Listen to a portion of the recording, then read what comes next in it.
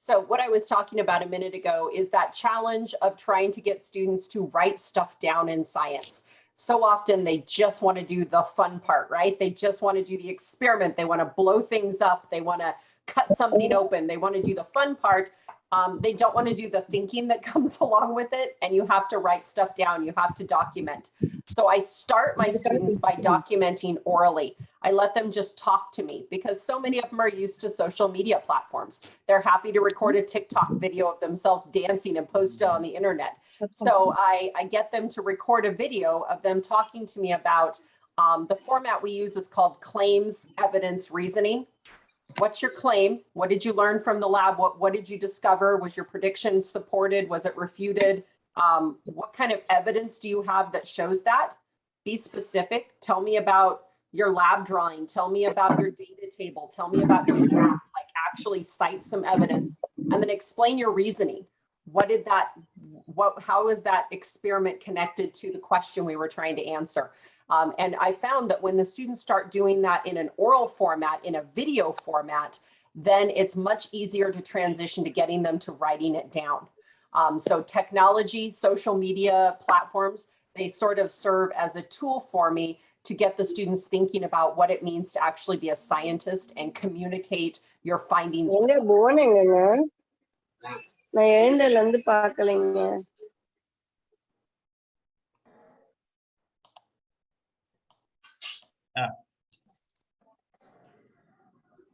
Any more questions?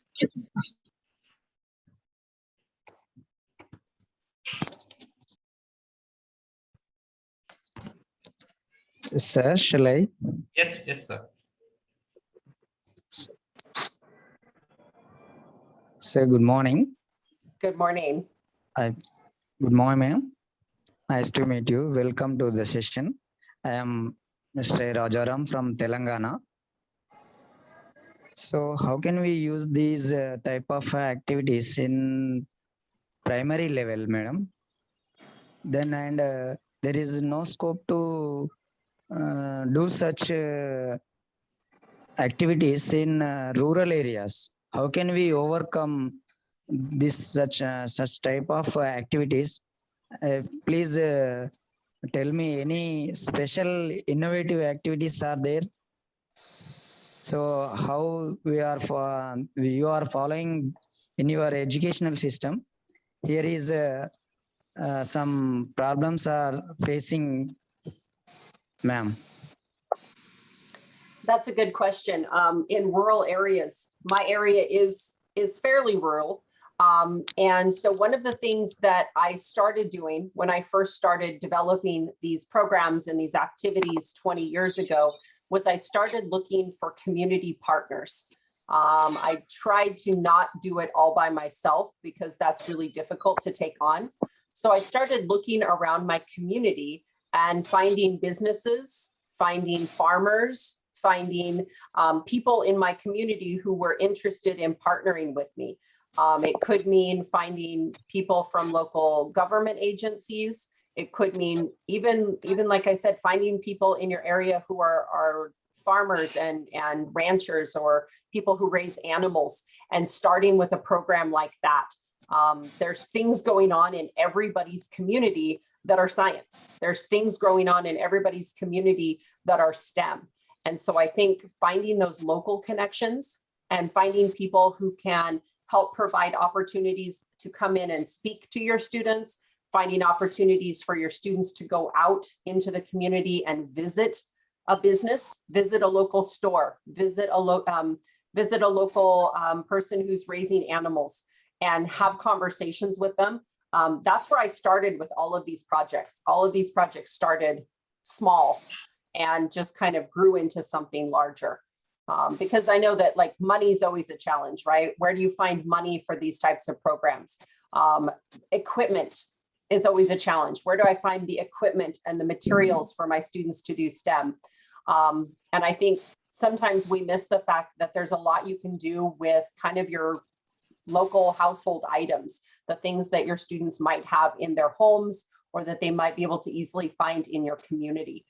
So I think that's definitely a starting place for all of these STEM activities. Any more questions, please? Yes, sir. Yes. Ma'am, most of the people came from rural areas in our schools. So the parents are illiterates here. So how can we approach them? Is there any special techniques to approach such type of do such activities? I don't know that I have any special techniques other than just to remember that the parents want good things for their students. The parents want experiences for their students. And I think reminding parents that they each have something to contribute to the class. Even if they can't afford things, they can't buy things, they can't send things into school, they can still talk about their experiences. And I find that I do a lot of what's called cold calling. Cold calling is where maybe I'm interested in finding something out about plants. My students are going to study plants in class this week. So I just look through the community and I find who in my community might have a plant connection. And I'll just call them and say, hey, my name's Melissa Farrow. I teach at the local school. I want my students to study plants. And I know that your company does something with plants. Is there a way we could partner on this? And a lot of the businesses are like, what? No one's ever called me and asked me that before. No one ever asked me to come to a school before. I could do that. I have some things. And so a lot of times I think people in the community, we don't call them and they don't call us. So sometimes just being brave and asking a company, asking a business, asking a family, you might be surprised at what they are interested and willing to share with you. It doesn't have to be something big and fancy. Here is we have the pattern of the teachers here is in our India. So many of the states having so less number of teachers in primary sessions. There are only 2 or 3 teachers dealing all classes 1 to 5th. So how can we solve this problem by such activities, ma'am? Tell me any techniques. Another technique that actually has been really successful for us in my school district is having the older students work with the younger students. I have my middle school students prepare activities and they go down to the elementary schools and they teach the activity to the first graders. And then I have my high school students come to the middle school with an activity and they teach the activity to the middle school students. So if you're in a school where you have one teacher who's working with students across several grades, I think it would make a lot of sense to challenge the older students to come up with an experiment or a lesson or a demonstration that they could give to the younger students. I'm getting ready, one of my elementary schools next week as at the end of a grading period. And they want to give the teachers a couple of days to get their grades done. So they said, will you come in and do some kind of STEM activity with our kids so the teachers can work on grades? So we're going to do something called the Global Cardboard Challenge. And we are going to have the 5th graders, the older kids at the school, go down and work with the, how do I have it set up? I think I've got my 5th graders working with the 3rd graders. I have my 4th graders working with the 2nd graders. And then the 3rd graders will also work with the kindergarten and the 1st grade. And so the older kids are going to kind of help the younger kids think about this challenge of creating something out of cardboard. They might have to create a boat that will float in the creek that runs next to the school. They might have to create a video game machine with moving parts. They might have to create a roller coaster that has at least 3 hills on it. So the older kids are helping create the challenge, and then they're going to give the challenge to the younger kids and help the younger kids do the challenge. So maybe something like that would work in your school. Thank you, ma'am. Can you share your special activities for us? So Rajaram garu. Okay, Rajaram, Sir. let us give the chance Sir. for other participants. If they Okay, have any, okay, sir. We have very That's why limited I'm ending with this question only, sir. Okay. Okay, sir. Hello, sir. Can I speak? Babita from Karnataka. Hello. Ma'am, go Hello. ahead. Go ahead, ma'am. I'm Babita from Karnataka. Yeah. Ma'am, it's pleasure to be with you, ma'am. I Nice need to meet some you too. suggestions from you. When we teach in a class to the group of 30 to 40 students, there will be some individual difference if they don't understand anything. Could you please suggest in that condition how to overcome the problem? I need your suggestion, ma'am. Yeah, that's always a good challenge because yeah, when you have a group of 30 or 40 students, you're not going to have them all at the same place at the same time all the time. Some of my projects are set up to be sort of self-paced. So the students are able to work at the pace that works best for them. And then I'm able to check back in with them. But I also do a lot of working where they work together with a peer. So putting them together with a peer who might have strengths in different areas and doing some peer tutoring has worked really well for me. My school is also set up so that we start every day with a 30-minute time where the students can either go get help from an individual teacher, or they can do some sort of an enrichment activity. And that time that's kind of dedicated to helping focus on particular skills and particular areas has really helped my students out. I like to run a lot of my activities kind of like getting a driver's license. There's the written test, and then there's like the skills test. You have to actually drive the car, and you have to take the test about driving the car. So my kids have to go through checklists, and that lets them be able to, the skills that are easy for them, they can check those off quickly. And then the skills that are more difficult for them, those are the ones that we can spend more time working on. So I do a lot of like checklists with my students. For this activity, you have to complete these tasks, but you choose which order you want to complete them in. Do the easy ones first, and then we'll work on the hard ones, or do the hard ones first, and then we'll work on the easy ones. It kind of makes my classroom look a bit chaotic. My classroom looks like a lot of noise a lot of the time, but it's productive noise. I think sometimes when the kids are talking, the students are learning. There's an old saying that whoever's talking most in the room is learning most. And sometimes we get in the habit of the teacher doing all the talking. When the teacher's doing all the talking, the teacher's the only one knowing anything. The teacher's the only one learning anything.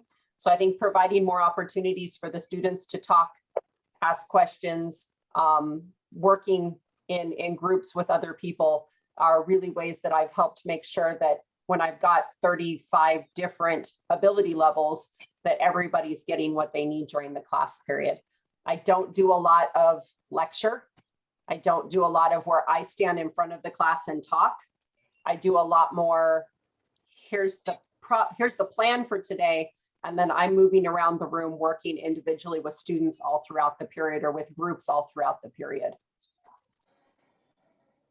Any more questions? Thank you, ma'am. Thank you, sir. So any more questions, please? Sir, shall I ask one more question? Yes, ma'am.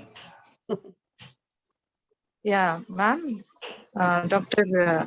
Melissa, you said that you are doing some activities with waste not and what not. Could you please extend your idea about what is meant by waste not and want not? So that Future was City the theme for the competition, the Future City competition. Every year they choose a different theme. Last year's theme was how to live on the moon. The theme the year before was agriculture, how to feed the future. So every year there's a slightly different theme. The theme waste not, want not was talking about what do we do with our trash. This year's theme is actually slightly, it's very close to that. This year's theme is actually creating a waste-free future. And we're talking about the concept of zero waste societies and circular economies. So that idea that everything that goes through your home is reused, is repurposed. We don't just throw things away. We do composting. We practice green chemistry. So we're thinking very consciously about the chemicals that we're using and what's going to happen to those chemicals, relying less on plastics. So that's this year's theme. And the students are really being challenged, like, what does that look like? I read an article on Facebook last week, and they were talking about a woman from Africa who has started taking all the plastic trash in her community and building bricks out of it. They're compacting the trash down into bricks, and then they're using those bricks to build houses. I read another article with my students last week about a town in, I believe it was in Italy, and they're using all of their orange peels. The town, I guess, is famous for like orange juice. They grow oranges and make orange juice. And so they have lots of orange peels all over the place. And normally they would just burn them or throw them in their dump. They're taking them and using them as insulation in the walls of their houses to keep their houses warmer in the winter time and cooler in the summertime. So starting to think about, like, what do we do with things when we're done with it? And where do products come from? My students are really amazed when we look at a pencil, just like a number 2 pencil. Where do all the parts come from? The rubber for the eraser comes from India. The metal for the little grommet comes from South Africa. The wood for the pencil comes from Brazil. Like, in order to make this one pencil that a kid in America is holding, they have to get materials from all of these different places. So I think it's really interesting to get kids to start thinking about, where did the bananas on my dinner table come from? They don't come from locally. How did they get here? Well, they had to go on a boat, and they had to go on an airplane, and they had to go on a truck. And all those things take gasoline, and all those things take fossil fuels. Maybe I should go eat an apple that grows on the tree in our town instead of a banana that had to come in from other places. So I think things like that are really important to get our kids thinking about, where does stuff come from? And then what happens to that stuff when we're done with it? And how can we be better about using all of those things? These are challenges that our kids are going to have to face in the real world. And so it's fun to watch them dream up solutions, dream up inventions that are going to deal with some of these problems. Very nice, ma'am. Thank you very much. Oh, any more questions? We are running out of the time. So Melissa, what time is it now over there? It is 10:30 at night. Oh, your bedtime is fast approaching. So any more questions? Last 1 or 2 questions. So Melissa, I think I have a request for you. Actually, you are actively involving many of your students, and you are also a teacher trainer. So is it possible to partner with any one of our schools in making these engineering projects that you have engaged your students in designing many projects? So is it possible to partner with any one of our schools? So it's going to give us a live experience. So for my students and for some of the teachers working here. So is it possible to do that? To collaborate? Yeah, definitely. Thank you so much for asking, sir. Yeah, the Future City competition, it's a national competition in the United States. All the states in the United States compete in it. And so they have a website, and I can show you I can send you the website, and it has like all the different parts of the project and what the requirements are for each section of the project. And my students would probably be happy to jump on a Zoom call with some of your students and talk about projects.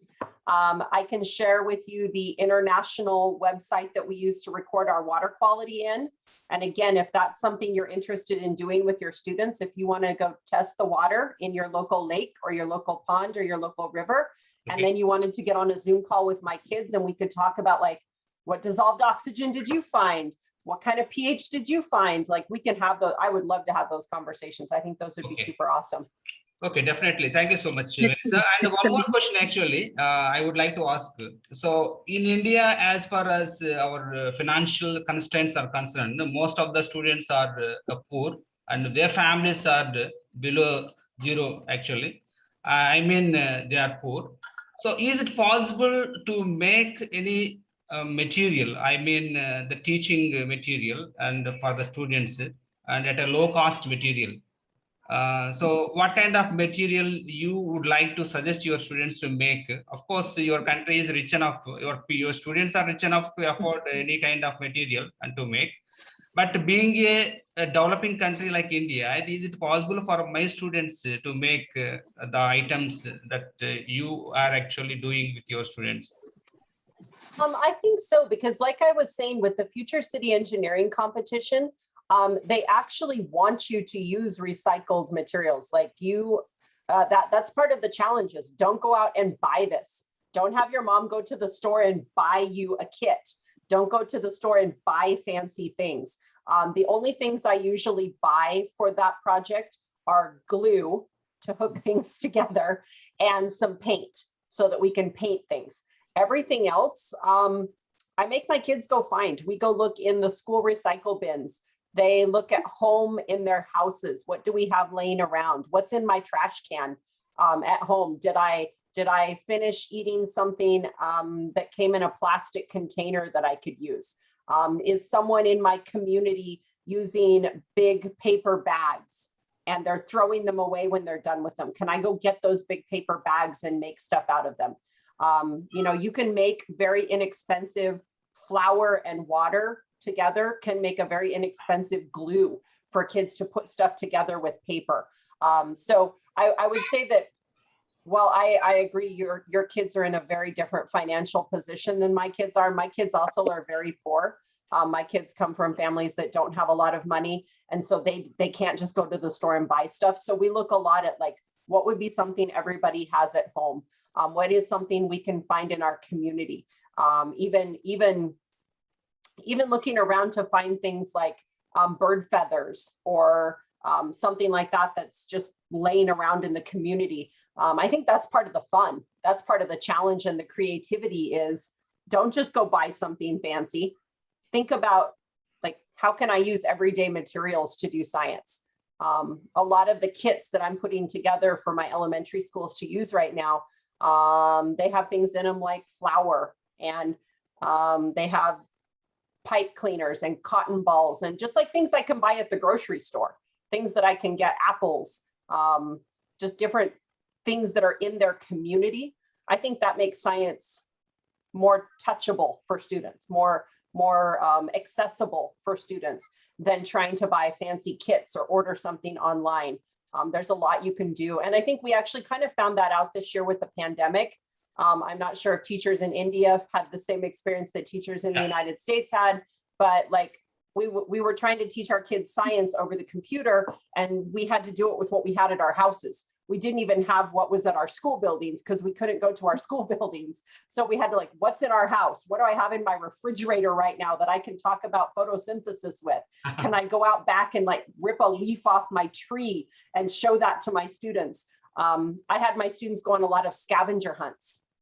There's a really fun, it's a cell phone app called Goose Chase. And my kids had to do a lot of scavenger hunts where I'd say, go out and take a picture of a— Can you please type in chat box? Yeah.